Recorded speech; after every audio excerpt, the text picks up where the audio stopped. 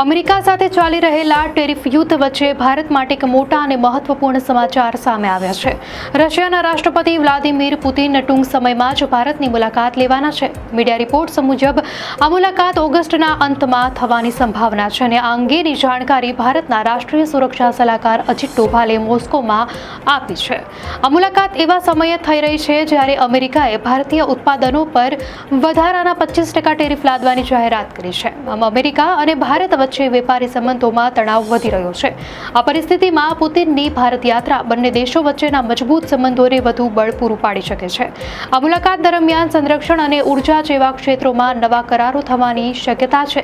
પુતિનની આ મુલાકાત વૈશ્વિક રાજકારણમાં એક નવો સંદેશ આપી રહી છે કે ભારત અને રશિયાના સંબંધો સમયની કસોટી પર ખરા ઉતર્યા છે અને કોઈ પણ વૈશ્વિક દબાણ તેમની ભાગીદારીને ઓછી કરી શકતું નથી. દર્શક મિત્રો, દુનિયાની આવી જ નવી અપડેટ્સ માટે તલોક સત્તા ચેનલને સબસ્ક્રાઇબ કરો.